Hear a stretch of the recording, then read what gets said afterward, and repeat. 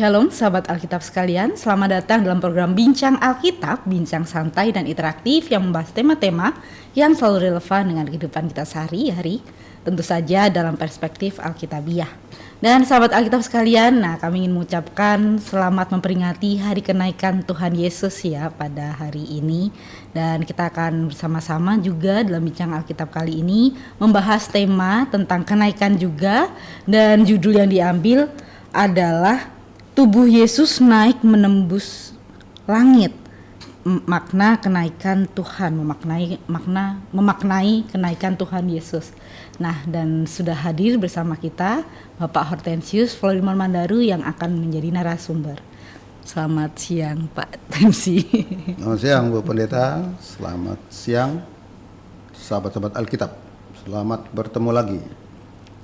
Baik, terima kasih Pak Tensi untuk kesediaannya untuk berbincang ya pada saat ini. Dan sahabat Alkitab sekalian, seperti biasa sebelum kita masuk pada pembahasan materi, terlebih dahulu kita akan saksikan informasi dari Lembaga Alkitab Indonesia.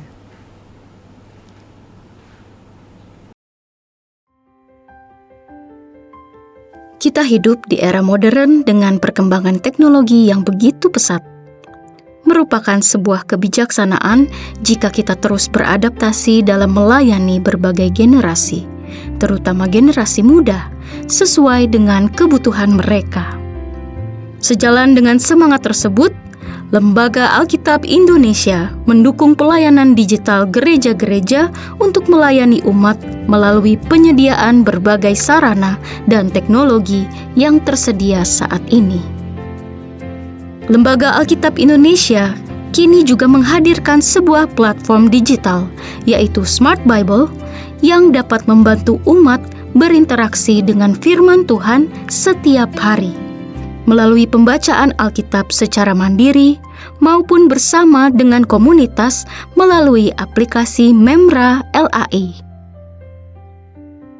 Selain itu, Lembaga Alkitab Indonesia juga tengah mengembangkan ALIN, atau Alkitab Interaktif, sebuah AI berbasis Alkitab menggunakan teknologi Retrieval Augmented Generation. Ini adalah hasil kerjasama dengan InMotion Inovasi Teknologi Indonesia, guna memperkaya pengalaman membaca, mempelajari, dan mendalami Alkitab dari sumber yang terpercaya. Kiranya melalui apa yang dilakukan ini, kita dapat semakin memenuhi kebutuhan umat, agar semakin mudah dalam memahami dan menggali firman-Nya, melampaui batasan ruang dan waktu. Jadi, download Memra dan cek ALIN sekarang melalui berbagai platform distribusi aplikasi.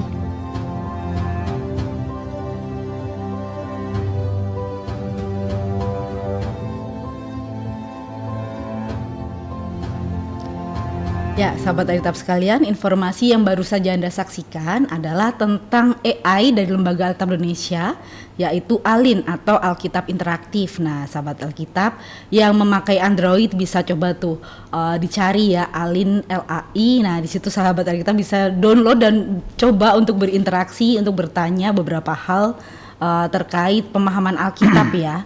Dan tadi seperti telah ditunjukkan bahwa ALIN ini atau Alkitab Interaktif ini merupakan platform yang tujuannya harapan kami bisa menjadi media pembelajaran secara mandiri. Dan karena AI ini masih baru, jadi semakin banyak sahabat Alkitab bertanya ke ALIN, harapannya ALIN jadi semakin pintar nih sahabat Alkitab sekalian.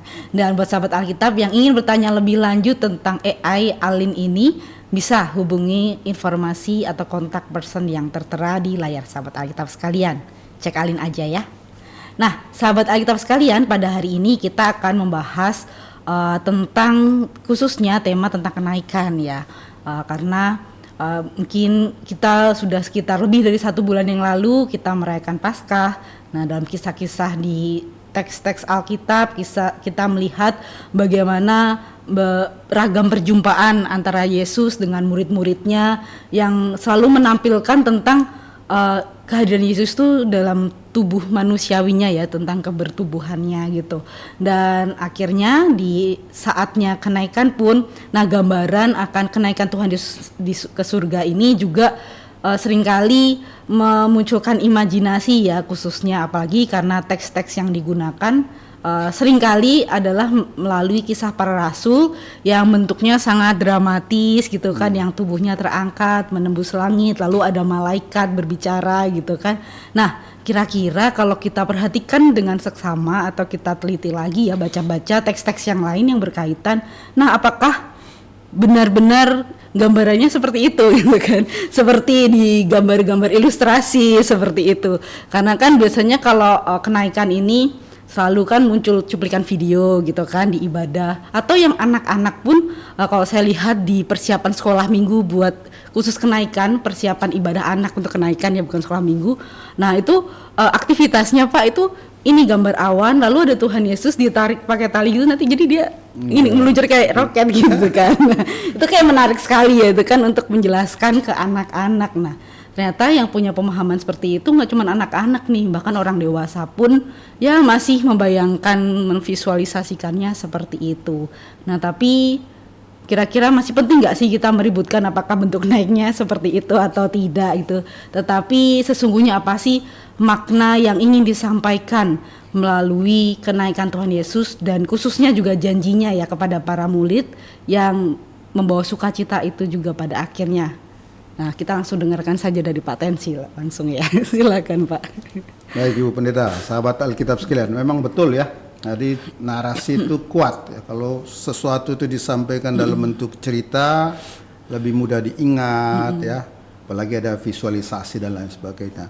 Itu betul ya. Memang dari dulu drama ya, katakanlah cara Lukas baik di akhir Injil Lukas maupun di awal Kisah Para Rasul itu yang selalu menarik kita kalau ngomong tentang kenaikan Tuhan. Dengan itu sungguh divisualkan ya, termasuk tadi ya, akhirnya orang secara tidak sadar ya mempersempit pemahaman tentang kenaikan itu pada itu aja ya, pada visualisasi atau dramanya penulis Lukas ini.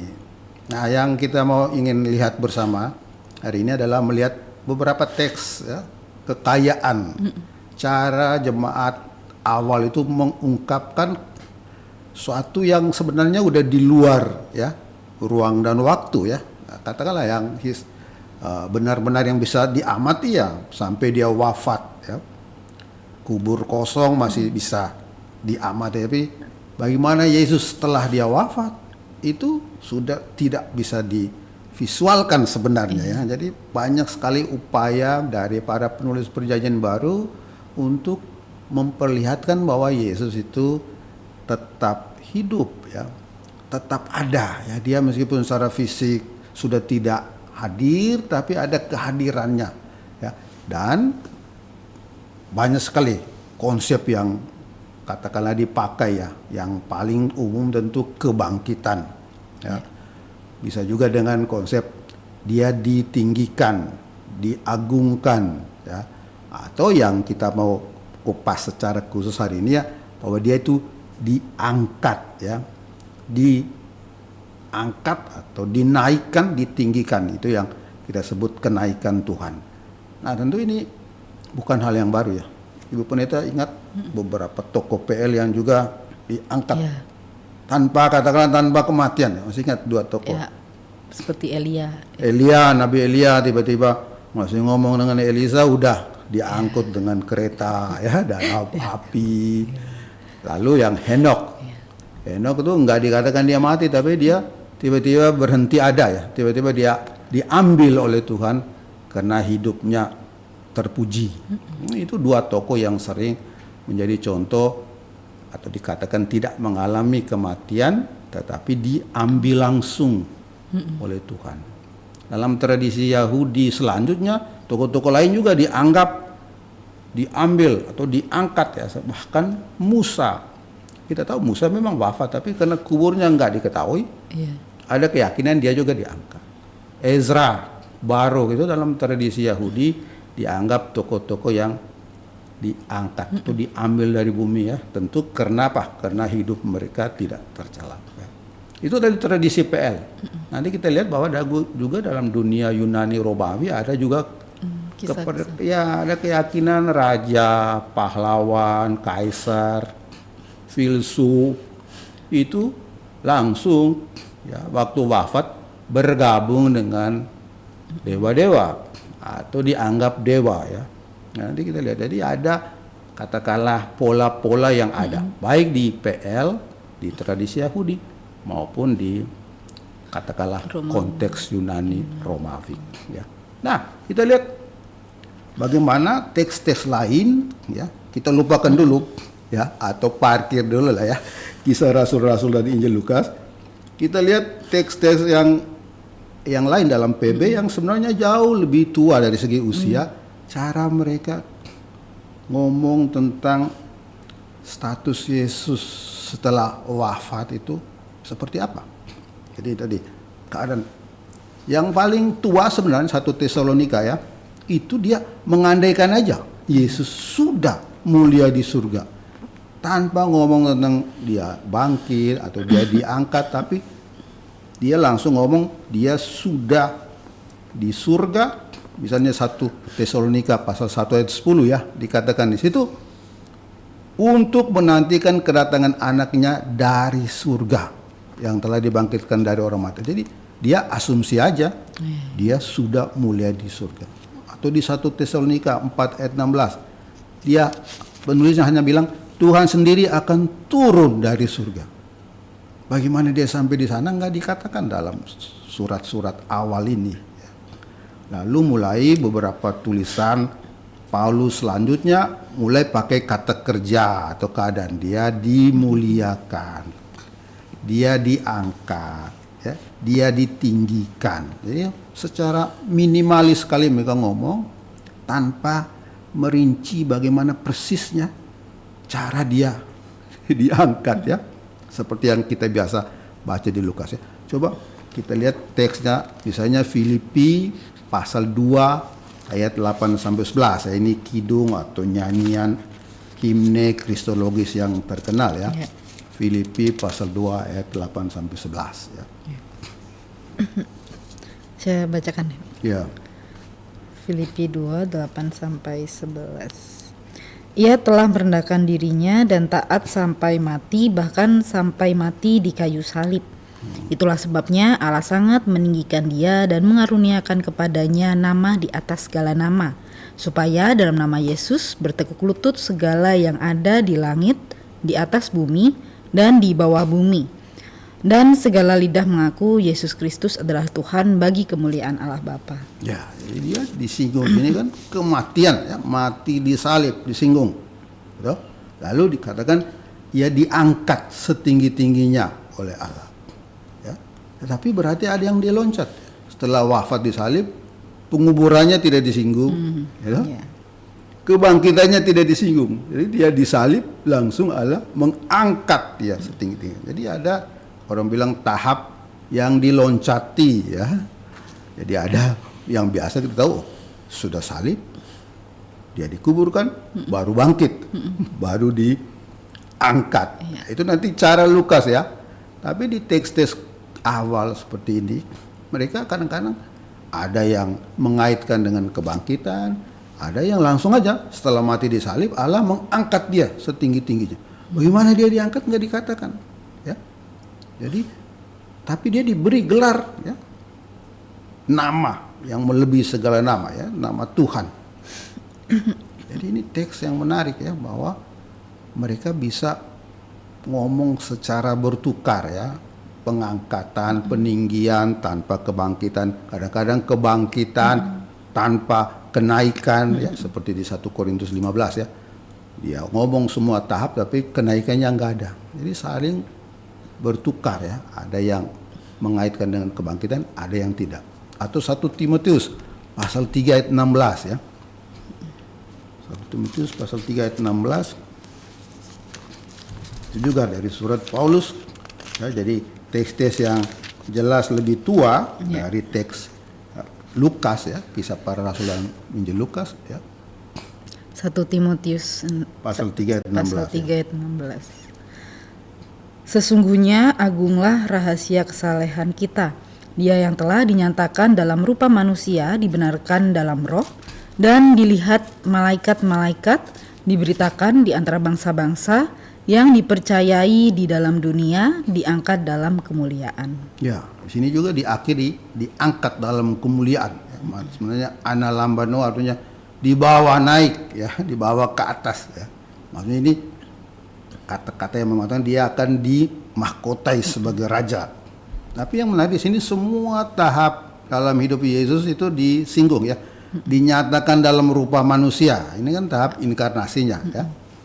Lalu dibenarkan dalam roh, dilihat malaikat-malaikat, ya, berkumpul dengan para malaikat, ya, diberitakan di antara bangsa, ya, Yesus yang menjadi katakanlah objek pemberitaan yang dipercayai, ya, itu semua dikatakan langsung tidak ada lagi wafat, bangkit, langsung dikatakan diangkat dalam kemuliaan, ya, jadi tidak disinggung tentang kebangkitannya tapi langsung diangkat dalam kemuliaan, itu di bawah ke atas dalam kemuliaan, ya.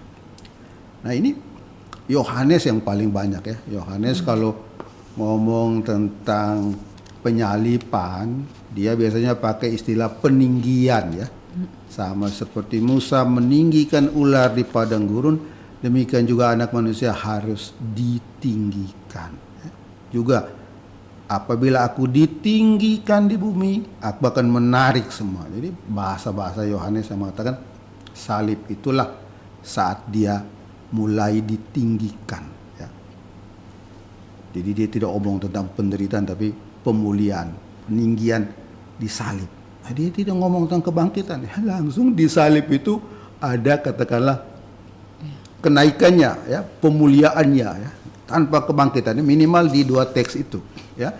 Lalu ada rumusan-rumusan yang biasa di mana memang kenaikan dan kebangkitan dikaitkan, ya. Kisah Rasul-Rasul pasal 2 ayat 32 sampai 33, yaitu orang bilang itu pewartaan yang cukup standar, ya, setelah Pentakosta Petrus berkhotbah dan dia katakan apa di Kisah Rasul-Rasul pasal 2 ayat 32 sampai 33. Yesus inilah yang dibangkitkan Allah, dan tentang hal itu kami semua adalah saksi. Sesudah ia ditinggikan oleh tangan kanan Allah dan menerima dari Bapa Roh Kudus yang dijanjikan itu, maka dicurahkannya Roh itu seperti yang kamu lihat dan dengar di sini. Ya, ini menarik, ya. Yesus inilah yang dibangkitkan Allah. Jadi dia pakai konstruksi pasif, ya. Dibangkitkan Allah. Lalu tentang hal itu kami, ya, Petrus dan teman-temannya adalah saksi. Lalu dia lanjut, sesudah ia ditinggikan oleh tangan kanan Allah, ini soal peninggiannya, ya, pengangkatannya, kenaikannya, ya, dan menerima dari Bapa, dia terima apa? Roh Kudus yang dulu dia janjikan kepada muridnya, pertama-tama diterima oleh Kristus yang mulia dari Bapa, lalu dia lanjut dan dicurahkannya roh itu. Jadi Yesus mencurahkan roh itu dalam peristiwa Pentakosta, ya. Jadi teksnya mulai kaitkan antara kebangkitan dan kenaikan atau kemuliaan. Ini mulai ada semacam kronologi, ya. Nanti Lukas dalam Kisah Para Rasul sudah mulai mengeksploitasi dengan bakat sastra, ya. Itu memang bahaya, ya, orang yang bakat cerita, bakat sejarah itu cenderung ada kronologi, toh. Nah ini sebenarnya usaha dari katakanlah semua penulis perjanjian baru untuk bagaimana kita ungkapkan periode hidup Yesus yang udah di luar ruang dan waktu ini. Jadi mereka pakai konsep-konsep kebangkitan, pemuliaan, peninggian, atau duduk di sebelah kanan Allah itu dari Mazmur apa, ya? Karena itu bahasa bukan katakanlah temuan para penulis perjanjian baru, tapi bahasa-bahasa PL, ya. Kalau kita ingat Mazmur 110, ya. Ya, jadi Mazmur 110 bunyinya 110 yang terkenal, ya. Mazmur 110, Mazmur yang disebut Mazmur Rajawi, ya, itu menjadi background dari beberapa teks tentang kemuliaan Yesus di surga, ya, bersama Bapa. Mazmur 110 ayat 1, ya. Kita beri judul bagus, penobatan Raja Imam. Ya, gimana? Firman Tuhan kepada Tuanku, duduklah di sebelah kananku sampai kubuat musuh-musuhmu menjadi tumpuan kakimu. Ya, itu. Jadi ini Daud. raja keturunan Daud, ya, diangkat, dilantik, ya, duduk di sebelah kananku sampai ku buat musuh-musuhmu menjadi tumpuan. Ya, jadi Yesus dilukiskan. Nah, ini soalnya cara mereka melukiskan Yesus yang mulia itu, mereka pakai bahasa-bahasa atau gambaran yang ada dalam perjanjian lama, ya. Jemaat melukiskan Yesus yang mulia di surga itu yang sekarang menjalankan pemerintahan Allah atas segala sesuatu, ya. Maka itu mirip dengan adegan yang bagus, ya, dalam Injil Yohanes, ya, waktu Yesus memperkenalkan diri kepada Maria Magdalena, apa yang dibuat oleh Maria Magdalena itu. Waktu dia bilang Maria, lalu dia bilang Yes. Maria Magdalena bilang Rabuni, guruku. Dia kan sepertinya memeluk, ya, memeluk kaki Yesus. Maka Yesus bilang jangan pegang aku terus. Jadi mungkin dia kelamaan ini pegangnya. Dalam terjemahan TB2 kan jangan memegang aku terus, ya. Jadi dia secara simbolis Yohanes mengatakan selesai, ya, eksistensi dunia historis yang terbatas dari Yesus itu sudah berakhir, ya. Dia udah memasuki realitas Allah, ya, surgawi, ya, di mana kekuasaannya menjangkau segala sesuatu, ya. Dia udah, orang bilang udah menjadi milik umum, ya, tidak lagi hanya milik para pengikut historisnya. Itu eksistensi Yesus yang mulia, ya, terbuka untuk umum. Nah, jadi teks-teks awal itu memang amat minim melukiskan bagaimana caranya Yesus naik ke surga. Baru di Injil Lukas yang seperti yang biasa, ya, kita baca sekarang, Lukas di akhir Injilnya dia ngomong di Lukas 24 ayat 50 sampai 52 dia bicara secara objektif, ya, melukiskan hidup Yesus setelah wafat itu sebagai suatu kejadian yang bisa teramati, peristiwa objektif dalam ruang dan waktu, ya. Kita mulai dengan akhir Injil Lukas, ya. Lukas 24 ayat 50 sampai 52, ya. Yesus membawa mereka keluar kota sampai dekat Betania. Di situ ia mengangkat tangannya dan memberkati mereka. Ketika ia sedang memberkati mereka, ia berpisah dari mereka dan terangkat ke surga. Mereka sujud menyembah dia, lalu pulang ke Yerusalem dengan sangat bersukacita. Mereka senantiasa berada di dalam bait Allah dan memuliakan Allah. Ya, ini menarik, ya. Jadi ya sudah mulai ada kronologi, ya. Membawa mereka keluar kota sampai Betania, angkat tangannya dan memberkati mereka. Ini macam kata kunci di teks ini, ya. Memberkati mereka 2 kali, ya. Ketika ia sedang memberkati mereka. Jadi kata yang diulang itu biasanya cukup penting, ya. Jadi dia memberkati mereka, sambil memberkati dia berpisah dari mereka dan terangkat ke surga. Lalu sebagai reaksi mereka sujud menyembah dia dan pulang dengan bersukacita, ya. Ini mirip, orang bilang kalau ada orang pergi tapi ada berkat yang disampaikan atau diberikan, itu mirip pola-pola akhir hidup Bapak bangsa dalam perjanjian lama, ya. Sebelum mereka wafat biasanya mereka memberkati anak-anak mereka, ya. Yakub itu punya berkat panjang, ya. Jadi sebelum pergi ada berkat, ya. Dengan itu meskipun saya pergi, saya tinggalkan berkat, ya, nggak pergi benaran, ya. Masih ada orang bilang hal yang membuat nyambung, ya. Saya nggak pergi begitu aja tapi ada berkat untuk kamu, ya. Itu sebenarnya idenya, ya. Lalu ada juga di sini posisi seperti Yesus pergi sambil memberkati, mirip para imam, ya, dalam perjanjian lama, ya. Harun memberkati Israel, Melkisedek memberkati Abraham, ya. Jadi ada yang tadi saya katakan kontinuitas kehadiran, ya, melalui berkat. Orangnya pergi tapi dia tinggal hadir melalui berkat-berkatnya, ya. Pergi tapi terus ada, ya. Sering dalam nyanyian tuh, ya. Ada absence, ada presence. Jamaat selanjutnya kehadiran dia yang pergi itu kita rayakan, kita hadirkan dalam liturgi. Nah itu yang kita lanjutkan, ya. Yang pergi tapi kita nikmati kehadirannya, berkat-berkatnya dalam ibadat kita, dalam liturgi kita. Nah itu Dan juga yang menarik dia pakai seperti kali lalu ya, seperti teks yang lain, Yesus diangkat ke surga oleh Allah. Ya, jadi ini karya Allah. Diangkat, dimuliakan di surga bersama Allah. Karena status mulia itulah maka ada reaksi sujud menyembah. Dan terjadi di Betania ya. Juga di Bukit Zaitun. Jadi nggak ada kontras dengan kisah para rasul ya. Itu dekat, katakanlah di daerah Bukit Zaitun. Dan ingat gak, seminggu sebelum Yesus wafat, perarakan masuk secara mulia sebagai raja ya. Hosana itu startnya di Betania. Jadi ini pas ya, kemuliaan raja itu ada kaitannya tema itu ya. Lalu tentu yang paling lengkap ya teks kita, masih ingat teks Kisah Rasul-Rasul ya. Saya juga merasa ini teks biasa menjadi bacaan standar untuk hari raya kenaikan Tuhan. Itu pasti ini teks yang dibaca ya. Makanya kita ditaruh ini di akhir ya. Ya.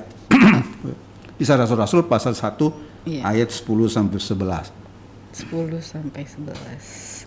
Ketika mereka sedang menatap ke langit waktu ia naik, tiba-tiba berdirilah 2 orang yang berpakaian putih di dekat mereka dan berkata kepada mereka, "Hai orang-orang Galilea, mengapakah kamu berdiri melihat ke langit?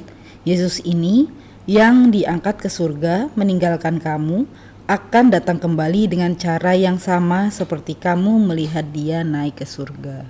Ya, ini teks yang paling mendramatisir ya, paling membuatnya jelas prosesnya bagaimana ya, diangkat ke surga, ada yang menyaksikan, lalu ada awan ya, ada langit, lalu ada ia naik ya, lalu ada seruan malaikat ya, katakanlah ya. Di situ 2 orang berpakaian putih itu ya makhluk surgawi ya. Mengapa kamu berdiri, maka kamu melihat terus ya, dia yang diangkat naik ke surga. Jadi teks ini dengan jelas membuat proses cara Yesus naik ke surga itu dibuat rinci ya, dibuat dalam kronologi kejadian yang bisa teramati karena ada saksinya. Itu Lukas ya. Nah, para ahli mengatakan di sini, kalau tadi di Lukas pasal 24 polanya itu bagaimana bapak-bapak bangsa sebelum wafat, sebelum pergi memberkati, di sini polanya biasanya dari dunia Yunani Romawi ya, di mana seorang ya masuk ke lingkup ilahi ya. Jadi seorang raja, seorang kaisar, seorang Firaun, filsuf, pahlawan biasanya ada dideifikasi ya. Apoteosis orang bilang ya. Seorang diangkat menjadi dewa. Itu dalam dunia Yunani Romawi yang rupanya Lukas pakai pola ini. Tapi poinnya tetap ya, ada selalu kontinuitas. Kalau tadi lewat berkat ya, tapi ini dia tetap pergi ya, ke langit dan akan kembali lagi ya, dikatakan oleh suara dari surga tadi ya. Dia akan datang kembali dengan cara yang sama seperti kamu lihat. Jadi selalu dijamin. Dia nggak pergi begitu aja, tapi akan datang lagi. Ya. Lalu sebelumnya dia sudah janjikan ya, janji Bapa itu akan kamu terima. Ini menjadi motif atau alasan mengapa kepergian Yesus itu tidak membuat sedih, ya, tapi justru membawa sukacita. Kenapa? Dia pasti datang lagi. Yang kedua, dengan dia pergi, janji Bapa itu yaitu Roh Kudus ya akan mereka terima. Jadi poinnya sama sebenarnya dengan teks-teks Paulus tadi. Ya, Yesus dimuliakan di surga ya, sebagai karya Allah yang memuliakan anaknya, memahkotai dia sebagai raja ya. Dan Yesus yang sebagai raja itu digambarkan ya memakai bahasa-bahasa yang orang sebut bahasa apokaliptik ya. Datang lagi dalam awan itu kan seperti anak manusia di kitab Daniel ya, datang lagi secara mulia. Juga dipakai bahasa-bahasa kerajaan. Mirip waktu Yesus lahir kan.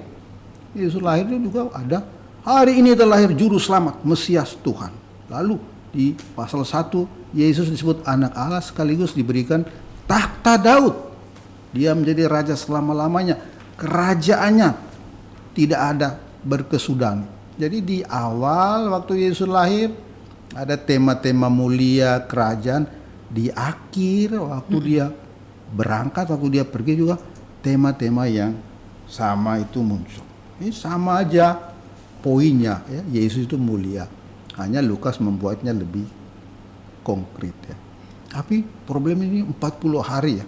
Gimana itu, Bu Pendeta? Kenapa nunggu 40 hari? Kenapa 40 hari ya? Ini yang kena tadi.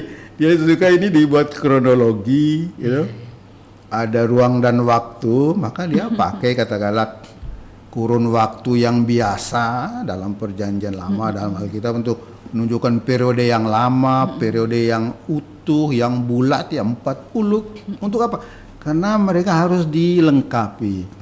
Mereka harus di upgrade ya. Yaitu harus diberdayakan ya para muridnya ini ya. Orang menduga-duga apa sih yang perlu 40 hari itu? Kan mereka udah terima semua selama ini. Belum. Jangan lupa para murid semua lari kan? Waktu ditangkap di Taman Getsemani semuanya lari. Proses jadi peristiwa dari dia ditangkap sampai dia katakanlah dikubur tuh mereka nggak tahu. Ada yang mengatakan itulah yang mau Yesus lengkapi. Ini loh yang terjadi dengan saya, kamu kan udah lari semua ya, Di kader ya. Ya di kader. Lalu ya jadi dengan itu apa? Karena Lukas punya penekanan mereka inilah yang menjadi saksi-saksi. Ya, saksi itu harus melihat semua peristiwa, semua yang terjadi dengan riwayat hidup Yesus, termasuk sejak dia ditangkap sampai dia disalib. Itu yang mereka nggak tahu kan? Jadi itu makanya mereka harus dikader ulang, diberi informasi tambahan, dijelaskan ajaran-ajaran, diklarifikasi yang mereka belum paham, sehingga mereka betul-betul siap jadi saksi-saksi tentang Yesus. Itu tema yang kuat dalam Injil Lukas, menjadi saksi kan. Kamu adalah saksi-saksinya. Kalau saksi harus lihat semua dari awal sampai akhir, nggak ada yang loncat ya. Itulah biasanya dikaitkan mengapa perlu 40 hari, mengapa perlu pengajaran yang lengkap, kan itu simbol 40 ya, lengkap, utuh, sehingga mereka sungguh menjadi saksi-saksi yang mumpuni ya, mumpuni. Nah, yang juga penting itu dalam Lukas 24-26 ya, dikatakan apa? Kita selalu pikir Yesus itu bangkit dulu, belum naik, gitu. 40 hari dia belum naik. Padahal ini kan ngomong tentang Yesus yang sudah mulia ya, macam teks-teks tadi yang di awal kan, dia bangkit, artinya dia setelah wafat tuh langsung katakanlah ya, kalau kita bisa pakai kata langsung ya, sudah statusnya udah mulia. Itu kita bisa lihat juga di Lukas ya, waktu dua murid Emmaus berangkat, mereka diskusi, mereka berdebat, lalu Yesus bilang, kamu bodoh sekali. Bukankah Mesias harus menderita semuanya itu untuk masuk ke dalam kemuliaannya? Jadi Yesus yang sekarang ngomong itu sudah mulia, gitu. Ini akan harus wafat supaya bisa masuk ke dalam kemuliaan. Loh ini yang lagi ngomong ini berarti Yesus yang sudah mulia, nggak perlu tunggu 40 hari. Jadi semua penampakan setelah wafat Yesus adalah penampakan Yesus yang mulia, yang sudah bersama Bapa di surga. Ya, itu sebenarnya. Jadi orang atau kita tidak boleh terlalu melihat 40 itu sebagai periode yang Yesus belum mulia ya. Seakan-akan ini fase antara gitu. Enggak. Jadi fase-fase itulah Yesus yang mulia itu menambahkan diri kepada para muridnya sekaligus menjadi semacam jembatan ya antara katakanlah periode historisnya dengan nanti dia sama sekali enggak lagi hadir ya, karena ada yang menggantikannya ya, menggantikannya. Tentu Lukas menggambarkannya yaitu membuatnya kronologi sesuai dengan tadi teologinya yang memang menekankan pentingnya para saksi mata, juga tendens dia sebagai penulis yang suka sejarah ya, sastra, suka periode, suka kontinuitas dari Yesus ke gereja itu harus ada sambungnya dan lain sebagainya. Itu menentukan mengapa Lukas suka membuat kronologi ya, suka mesti ada jeda 40 hari, mesti ada 10 hari lagi baru turun Roh Kudus. Padahal dalam teks lain itu semua mengungkapkan satu, katakanlah misteri atau hal yang sama aja. Yesus yang mulia. Ya, kira-kira itu yang dapat kita share bersama dalam kesempatan ini, ya. Dan tentu saja sebagai perayaan liturgi, hari kenaikan Tuhan itu baru mulai dirayakan secara tersendiri mulai abad keempat, ya. Jadi sebelumnya nggak dirayakan secara khusus, ya. Bahkan di abad keempat sendiri penulis yang terkenal seperti Hieronymus tetap saja menganggap kebangkitan dan kenaikan itu sama aja. Nah, dia pernah menulis hari Tuhan, yaitu hari kebangkitannya, hari raya orang-orang Kristen. Lalu kemudian disebut juga hari Tuhan sebab pada hari itu Tuhan naik kepada Bapa sebagai pemenang. Jadi Hieronymus sendiri dalam abad-abad keempat itu masih melihat itu sebagai Satu. hal yang sama aja, ya, menunjuk pada Yesus yang mulia, ya. Jadi kebangkitan dan kenaikan itu menunjuk hal yang sama, ya. Badani tampak dirasakan, ya. Itu yang bahasa yang mau disampaikan oleh para penulis. Itu mungkin beberapa insight, ya, yang kita bisa lihat, dan mungkin para pemirsa juga harus tahu bahwa tentang tema kenaikan ini kita udah jalankan di 2 kursus hari Sabtu, ya. Jadi 2 minggu sebelumnya sudah ngomong tentang kenaikan pada kursus hari Sabtu.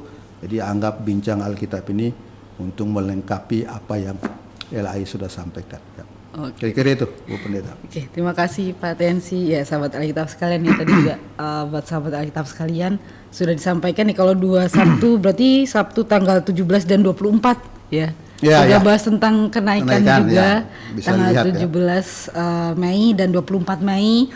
Nah, mungkin sahabat Alkitab bisa untuk melihat dalam berbagai perspektif, ya, dengan mengikuti di seminar Alkitab di kanal YouTube Lembaga Alkitab Indonesia pukul 16.30 waktu Indonesia Barat. Nah, itu bisa dilihat siaran ulangnya. Nah, sahabat Alkitab sekalian, sebelum kita masuk pada sesi tanya jawab, terlebih dahulu kita akan saksikan dulu, ya, informasi berikut ini.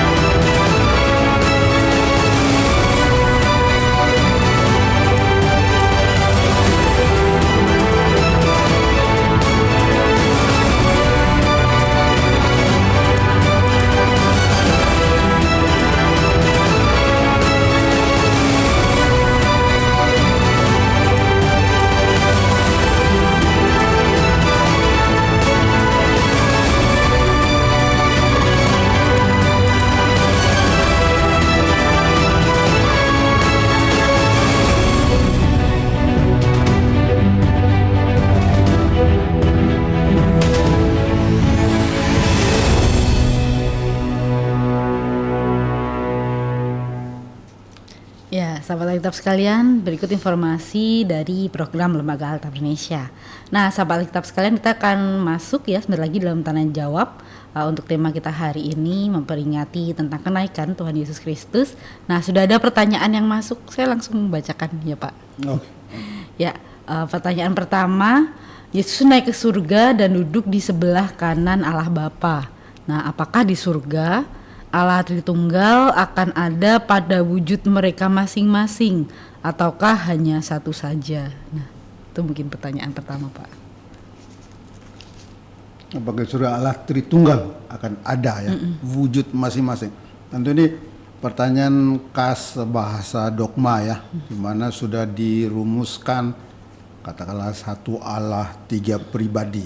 Tapi tadi kita sudah lihat bahasa diangkat ke surga, duduk di sebelah kanan Allah itu bahasa Mazmur 110 gitu. Jadi semua raja katakanlah ya, raja keturunan Daud dianggap ya anak Allah ya, anak Allah yang dilantik untuk memerintah ya. Dia memerintah di bumi ya, katakanlah mewakili Allah sendiri. Yesus diangkat ke surga, duduk di sebelah kanan Allah dalam arti itu ya. Dia memerintah ya, pemerintahan Allah itu atas segala sesuatu. Karena itu dikatakan dia duduk di samping sebelah kanan Allah ya, dia maksudnya dia memerintah atas nama Tuhan Allah, memerintah segala sesuatu ya, hanya dalam arti itu. Tentu kalau dalam Injil Lukas dan Kisah Para Rasul itu dikaitkan ya, dia menerima dari Bapa itu roh, dan dia selanjutnya memberikan roh itu kepada jemaat. Itu yang kita rayakan 10 hari setelah kenaikan dalam peristiwa Pentakosta. Jadi dari segi itu bahasa perjanjian baru sudah menampilkan tiga katakanlah ya, tiga pihak ya. Ada Bapa yang mengangkat anaknya ya, memberi dia kuasa ya, roh ya, untuk memerintah dalam segala satu. Lalu pada gilirannya sang anak itu mencurahkan Roh Kudus itu kepada murid-muridnya dalam peristiwa Pentakosta. Itu dari segi itu ya, menurut saya bahasa Trinitarian sudah ada dalam perjanjian baru, yang baru dirumuskan secara dogmatik dalam bahasa-bahasa yang lebih abstrak dalam dogma-dogma trinitaris kemudian. Yaitu, saya kira kita harus selalu membedakan itu ya. Bagaimana perjanjian baru atau Alkitab berbicara tentang tiga ya pribadi ilahi itu, dengan bagaimana itu dirumuskan ya dalam rumusan-rumusan dogma di kemudian hari. Oke. Makasih Pak Tensi. Nah, udah jelas ya sahabat Alkitab sekalian. Lalu pertanyaan berikutnya, apa perbedaan antara narasi kenaikan Yesus dan narasi-narasi transenden lain dalam Alkitab, seperti tadi juga sempat dibahas sedikit ya tentang Henok dan Elia yang juga diangkat gitu. Iya, memang Henok dan Elia juga diangkat ya. Jadi banyak di perjanjian baru di Kitab Wahyu ada 2 saksi ya yang diangkat ke surga ya, di Kitab Wahyu. Hanya bedanya ya di tokoh-tokoh seperti Henok dan Elia itu nggak ada elaborasi apa yang terjadi di surga ya. Itu beda sekali dengan apa yang terjadi dengan Yesus. Justru di surga dia diangkat ke sisi kanan Allah ya. Lalu tadi dikatakan dia mendapat roh kuasa dari Allah sendiri yang nanti dia dari situ mencurahkannya kepada umat. Jadi peran Yesus yang dimuliakan setelah diangkat itu justru amat dielaborasi dalam teks-teks tentang kenaikan Tuhan Yesus. Beda dengan macam Henok tiba-tiba aja tidak ada. Karena Tuhan mengambil dia, hanya begitu teksnya. Atau Elia diangkat, ya caranya dia diangkat di bawah itu di kereta ada api, itu dilukiskan, tapi bagaimana apa yang terjadi dengan dia di surga itu enggak dikatakan. Peran dia di sana tidak dikatakan. Persis itu beda dengan Yesus ya, yang justru diangkat untuk apa ya? Untuk katakanlah dia memerintah ya. Dan juga memberikan kuasa Allah dalam berupa Roh Kudus kepada manusia. Itu jauh berbeda ya. Kira-kira itu. Jadi tentang peran dan keberlanjutan tugas misinya itu. Ya. Ada efek selanjutnya kepada manusia. Nanti kita lihat itu mengapa pasca kenaikan atau kebangkitan, kenaikan dan Pentakosta itu adalah 3 rangkaian dari satu misteri yang sama aja. Ya, hanya beda cara penekanannya ya. Itu kalau pasca kebangkitan lebih karya Allah yang membenarkan anaknya yang dipersalahkan oleh manusia kan. Salib itu kan tanda Yesus dipersalahkan oleh pengadilan yang tidak adil, dia disalibkan. Dengan membangkitkan, Bapa mengatakan, oh anak saya ini benar, dia benar. Lalu karena dia taat, dia diangkat, dia dimuliakan, itu yang kita rayakan di kenaikan. Nah, bagaimana dampak kenaikan itu untuk para muridnya yang ditinggalkan? Ya, dengan Roh Kudus yang dia berikan ya, melalui sang anak itu. Ya, itu makanya 3 hari raya ini sebenarnya satu misteri yang sama. Oke, terima kasih Pak Tensi. Nah, buat sahabat Alkitab, sekali informasi nih. Jadi kita Lembaga Alkitab Indonesia juga ada memproduksi refleksi teologis sepanjang masa dari Rabu Abu hingga nanti Pentakosta. Nah, sahabat Alkitab bisa kunjungi di website atau di media sosial LAI ya untuk baca artikelnya dengan judul dari abu ke api, karena dimulai dari Rabu Abu dan nanti diakhiri di masa Pentakosta gitu kan. Ya, itu informasinya sahabat Alkitab, bisa langsung kunjungi. Nah, saya bacakan pertanyaan berikutnya. Mengapa para murid bisa bersukacita saat Yesus pergi? Seperti ditulis di Lukas 24, 50-53. Bukankah perpisahan biasanya menimbulkan kesedihan? Ya betul, memang kalau berpisah begitu saja sedih ya, apalagi kalau ditelantarkan, ya kan sedih ya. Tapi Yesus pergi kan sebelumnya dia udah mengatakan akan ada janji Bapa ya, kamu akan menerima janji Bapa ya, yang penting kamu tinggal di kota ini di Yerusalem. Nanti kita tahu janji Bapa itu adalah Roh Kudus ya, roh penghiburan dan lain sebagainya. Jadi ada janji, bukan janji palsu bukan kan, ini janji benaran ya. Apalagi ada versi di Lukas 24 itu bahwa dia pergi sambil memberkati, jadi sambil menguduskan ya. Itu orang bilang posisi para imam ya, macam imam-imam PL. Jadi dia pergi tetap memberikan katakanlah berkatnya kepada mereka yang ditinggal. Jadi mereka di empower, mereka diberi daya, mereka disucikan. Jadi bukan pergi begitu saja. Apalagi ada pewartaan dari malaikat sendiri, dia akan datang lagi, nggak usah sedih ya, dia pergi untuk kembali. Sebelum dia kembali ada kehadirannya lewat berkatnya gitu, yang dikatakan ya, juga nanti tentu lewat apa yang dijanjikan itu, Roh Kudus ya, akan datang ya. Itu yang membuat dia selalu hadir di tengah kamu ya, dalam bentuk yang baru tentu saja gitu. Makanya nggak usah sedih gitu. Oke. Jadi makasih Pak Tensi ya, terjawab ya sahabat Alkitab kenapa ditinggal kok malah bersukacita ya, karena masih ada janji dan juga 2 kali ya ditekankan kalau di Lukas tadi ya tentang berkat yang diberikan Tuhan Yesus sendiri. Baik sahabat Alkitab sekalian, nah ini tanpa terasa kita sudah banyak sekali ya mendengarkan informasi, bahkan ada hal-hal yang mungkin selama ini kita kurang memperhatikan ya, jadi semakin dipertegas lagi gitu kan tentang kisah-kisah kenaikan ini yang tidak hanya menurut narasi Lukas di kisah para rasul, tapi juga ada paralelnya, kisah-kisah paralelnya, sehingga kita bisa lebih luas lagi memaknai tentang makna dari kenaikan ini sendiri ya sahabat Alkitab sekalian. Nah, Pak Tensi untuk menutup bincang Alkitab hari ini Pak, mohon closing statement nih Pak buat sahabat Alkitab sekalian. Ya baik Ibu Pendeta, sahabat Alkitab sekalian, yang kita rayakan dalam kenaikan Tuhan ini apa ya? Yang pertama yang kita rayakan itu Tuhan yang kita imani itu adalah Tuhan Raja yang mulia ya, yang mulia bersama Bapa di surga, juga sebagai imam besar ya, surat Ibrani ya, yang terus memberkati umatnya ya.